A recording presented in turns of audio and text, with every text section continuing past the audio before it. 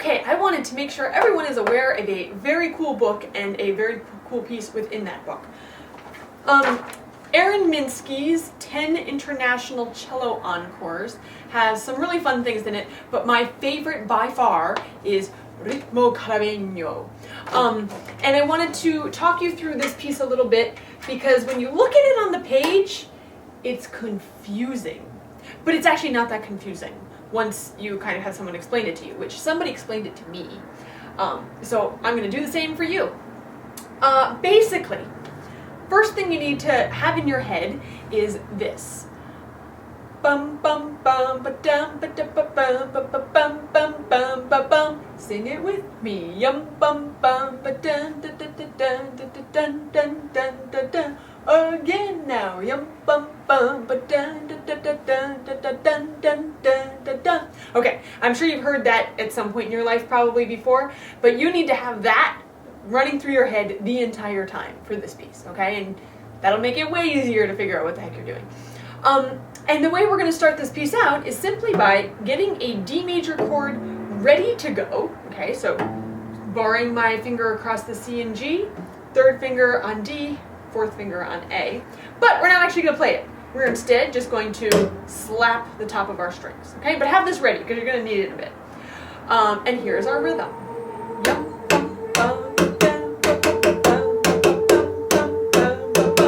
Tap your foot 3 times.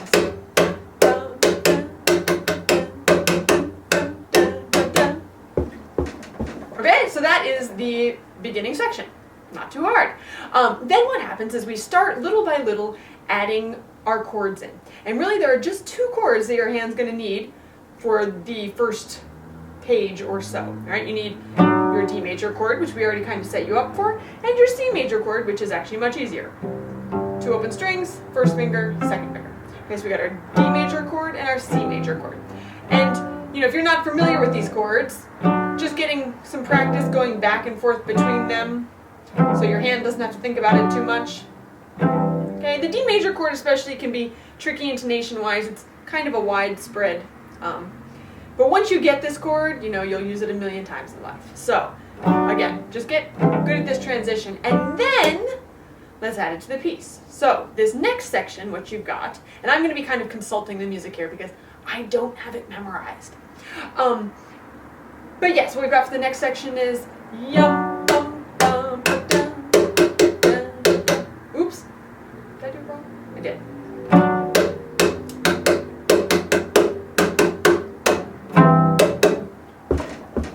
I don't think I actually had done it wrong. All right, so still got the slapping for most of it, but we just throw 2 chords in there. All right, and I assume you're going to go out and buy the music so you can figure out exactly where those are. Let's move on to the next section where we add the notes in to a few more places. Okay, so this one we've got.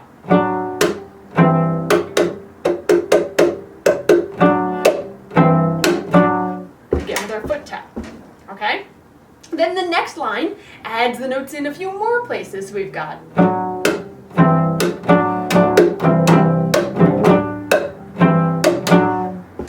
That one again.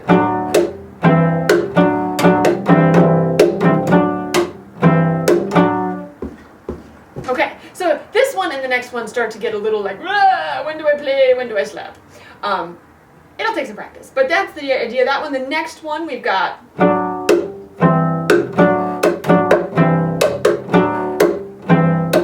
I'll play that one again.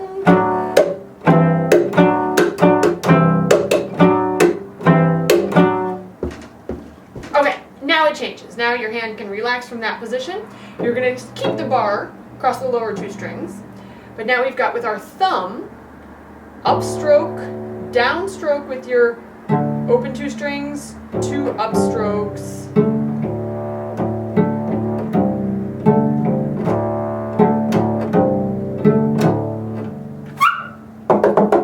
Except actually I'm supposed to do it here. Whoops. All right, so you heard I had the white. Now, you might have to experiment around with your cello, find where, ooh, that was a good one. Find out where this works best. If your hands are a little sweaty, it'll probably work even better. Anyway, so that comes at the end of the line. So let me just show you that line one more time. We've got the up on the low strings, downstroke on the higher 2 strings. Okay, so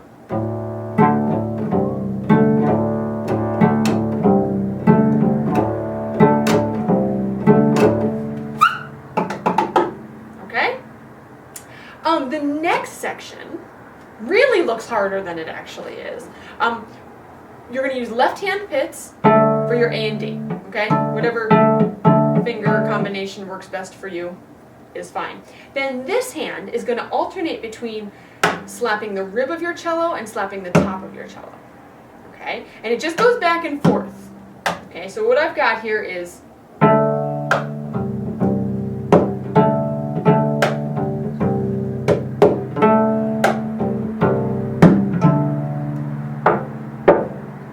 followed by 3 knocks on the back. Now let me show you that again. So this one's going back and forth between D and A and G and C. This one's going back and forth between the top and the side. So, whoops.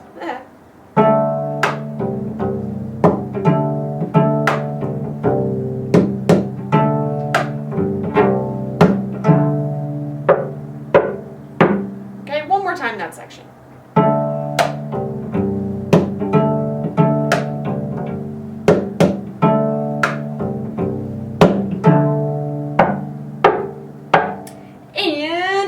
Finally have a new chord. We've got, well actually it's still D major, but now it is up here in 4th position. So we've got first finger, and 3rd finger, right? And we're going to just move this back and forth between 4th position and 3rd position. Okay, so we're shifting back a whole step. And it's going to sound like this.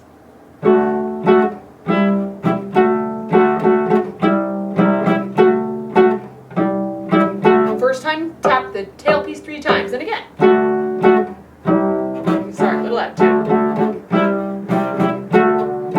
Now this time, I tap the bridge 3 times.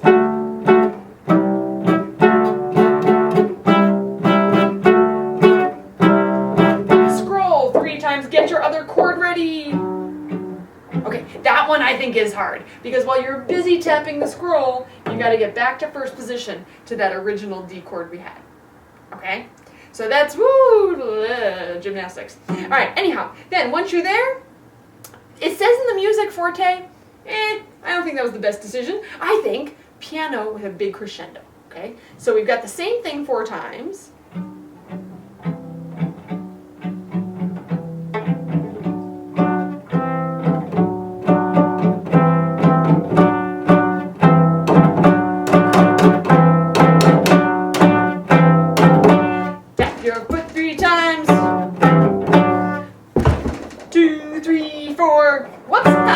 Yes, and it's still that chord again. And that's the end. Okay, so I'm not going to play the whole thing through for you for 2 reasons. 1, because I don't really know it that well. And 2, because the guy who actually wrote it, Aaron Minsky, he has a video of him playing it. So I'll leave it to him for the grand performance. But anyway, I think it is a terrifically fun piece. You will end up probably with a nasty blister on the side of your finger, but it's a sacrifice one must make for playing music this cool. All right, hope you like it. Thanks.